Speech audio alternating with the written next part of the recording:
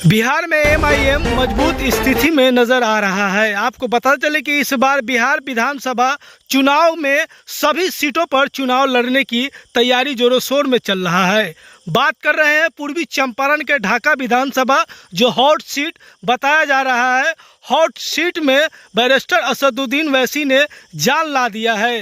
राणा रंजीत को कैंडिडेट के तौर पे घोषित करके बिल्कुल ढाका विधानसभा को चर्चे में ला दिया है। राणा रंजीत सिंह ढाका विधानसभा के सभी गांवों में घूम रहे हैं और बकरीद की मुबारकबाद सभी लोगों को दे रहे हैं, युवाओं से मिल रहे हैं।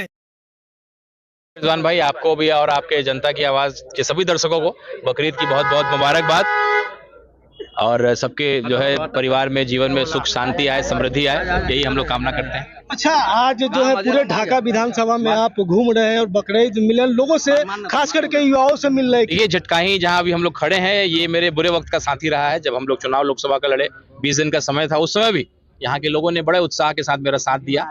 और जो आपके संघर्ष के साथी होते हैं उनका स्थान हमेशा सबसे ऊपर होता है। आज हम लोग कुछ नहीं है, लेकिन कल को विधायक मंत्री अगर होते भी हैं तो खास करके जो वैसे लोग जो मेरे संघर्ष के साथी रहे हैं, मुंबई के तमाम ऐसे लोग जिन्होंने मुझे टिकट दिलाने में मेरा अहम भूमिका निभाया, तो मैं उनका हमेशा कर्जदार रहूंगा, चाहे मैं जिस भी जगह पे चला जाऊं। तो बकरीद का जो है एक मुबारक अवसर है। मैं सबको, अपने भाइयों को बकरीद की मुबारकबाद देने आया था और सब लोग को दे रहा हूँ। इस कड़ी में जो है ढाका के कई पंचायतों में भ्रमण आज हुआ है, कुछ कल होगा, कुछ परसों होगा, चूंकि 3 दिन चलता है कुर्बानी। तो हम लोग अपने लोगों के बीच जा रहे हैं, उनको मुबारकबाद दे रहे हैं। जिस तरीके से युवाओं का जो भीड़ देखने के लिए मिल रहा है, एमआईएम को जो है चाहने वाले सभी दिल से चाह रहे हैं, इसको लेकर इन लोगों के लिए देखिए, तो बिना बताया हुआ ये है। मैं तो अचानक से भी चूंकि बगल में आया था, तो 5 तारीख का हमारा निर्धारित प्रोग्राम था इस झटकाही में, लेकिन दिल्ली जाने की वजह से नहीं हो पाए। तो अचानक अभी 10 मिनट पहले हम लोगों ने बोला कि हम लोग आ रहे हैं। तो ये लोग, भाई लोग का प्यार है कि ये लोग तुरंत चले आए और एक बड़ा कार्यक्रम हम लोग करेंगे इस पंचायत में त्योहार के बाद, और कई ऐसे मुद्दे हैं उस पर चर्चा भी करेंगे। और मुंबई के जो मेरे भाई आते हैं अक्सर, क्योंकि उन्होंने देश दुनिया को देखा है तो बेहतर चीज़ों को समझते हैं, तो उनके माध्यम से मैं चाहूँगा कि कुछ ऐसे मुद्दों पे वो अपने लोगों को समझाएं, बताएं, जागरूक करें। फुलवरिया में जो घटना हुई है उसको लेकर के जो है दोबारा ना हो, उसको कैसे सुनिश्चित करें।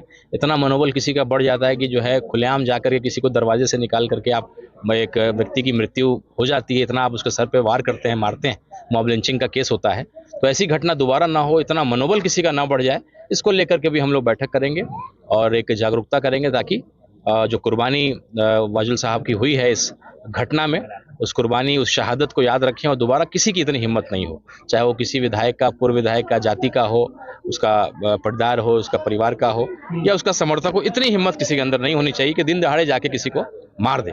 तो सोशल मीडिया पे अब लगातार चर्चा का विषय है कि ऐसा लग रहा है कि अब एमआईएम जो है गठबंधन आरजेडी से करेगी। क्या लग रहा है जिस तरीके से सोशल मीडिया पर टीका टिप्पणी हो रहा है? देखिए, ये तो बात सही है, अब तो चौक चौराहे पे इस बात की हो रही है। देखिए, हम नहीं चाहते हैं कि भाजपा जैसी सरकार बिहार में आए। तो पहला मकसद है कि माथे के दर्द को ठीक करना है, बाकी पैर के दर्द को और घुटने के दर्द को हम लोग बाद में इसका इलाज कर सकते हैं। तो हम नहीं चाहते हैं कि हमारी वजह से भाजपा जैसी नॉन सेकुलर पार्टी को फायदा हो, जो चाहती है कि धर्म के आधार पर लड़ा करके जो राजनीतिक रोटी सेके। तो ये हमारा पहला मकसद है। इसलिए हम लोगों ने बहुत ही विनम्र तरीके से, हम नहीं कह रहे कि हमको 50 सीट दो, हमारे पास 5 विधायक थे, हमारी क्षमता थी कि हम अकेले 5 विधायक जीत करके आए। तो उस आधार पे आपको जो ठीक लगता है, हम गठबंधन के लिए तैयार हैं। हम नहीं चाहते हैं कि किसी को फायदा हो, लेकिन अगर आपका अहंकार इतना बड़ा है या अभी भी आपको नहीं समझ में आता है, आपको लगता है कि आप एआईएमआईएम के बिना सरकार बना सकते हैं, तो हम उसमें कुछ नहीं कर सकते हैं। तो कहीं ना कहीं कुछ समझदार आरजेडी के लोगों ने पहल किया है और उन्होंने स्वीकारा है कि अगर भाजपा को हराना है तो एआईएमआईएम को साथ में लेकर के चलना है। इस कड़ी में हमारे सीनियर जो पार्टी के लोग हैं वो लोग बातचीत कर रहे हैं, और ये मैं आपको सुनिश्चित कर दूं कि सीमांचल के बाद अगर कोई पहली सीट लड़ेगी और उसके साथ भी, तो ढाका निश्चित रूप से हम लड़ेंगे। अब क्या परिस्थिति रहेगी वो हमारे सीनियर जो हैं, हमारे राष्ट्रीय अध्यक्ष, हमारे प्रदेश अध्यक्ष और जो प्रदेश के सीनियर लोग हैं वो तय करेंगे। लेकिन हाँ, अगर सद्बुद्धि आती है आरजेडी को तो निश्चित रूप से एआईएमआईएम को साथ लेकर के चलो, हम लोग तैयार हैं, हमारा दरवाज़ा खुला है। समय रहते गठबंधन करते हैं तो हम सरकार बदल सकते हैं, नहीं गठबंधन करिएगा तो चूंकि हमारी 5 विधायक थे तो हमारा अधिकार है लोकतंत्र में, हम चुनाव लड़ सकते हैं। अब किसको फायदा होगा, किसको नुकसान होगा, ये हम नहीं जानते हैं, और हम हर सीट पे लड़ने भी नहीं जा रहे हैं। 50 सीटों पे हम लड़ेंगे, नफा नुकसान नहीं देखते हुए हम अपने आप को मजबूत करेंगे। तो एक हम लोगों ने मौका दिया है, अवसर दिया है, एक चेतावनी समझिए, सुझाव समझिए कि आप एमआईएम को साथ लेकर के चलिए। हम लोगों ने पुराना गिला शिकवा को दूर किया, आपने हमारे 4 विधायकों को तोड़ा, तो भी हम लोग बड़ा दिल दिखा रहे हैं। तो आप अगर बड़ी पार्टी हैं तो आप भी बड़ा दिल दिखाइए, गठबंधन करिए, तभी जाकर के बदलाव होगा, नहीं तो फिर शायद तीसरे को फायदा हो जाएगा और बाद में बी टीम सी टीम आप कहते रह जाइएगा, तब कोई फायदा नहीं होगा। अच्छा, आप ढाका के पूर्व विधायक के गांव में घूम रहे हैं, इस पर क्या कहिएगा? देखिए, पूर्व विधायक जी अगर अच्छा काम कर रहे होते तो मेरी कोई ज़रूरत ही नहीं होती इस इलाके में। मैं इस गांव से गुजरा हूं, सड़कों की हालत आप भी जानते हैं, यहाँ के तमाम लोग जानते हैं।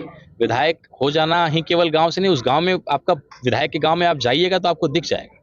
आप अब मेरे गांव जाइए या और भी कई ऐसे विधायक हैं जो विकास का काम करते हैं, वहां आप जाकर के देखिए, अलग ही नज़ारा आएगा। लोग ये कहते हैं कि देखो विधायक का गांव है, सारा काम अपने पंचायत में करा रहा है, सारा काम अपने गांव में करा रहा है, लेकिन यहाँ की स्थिति कुछ और है।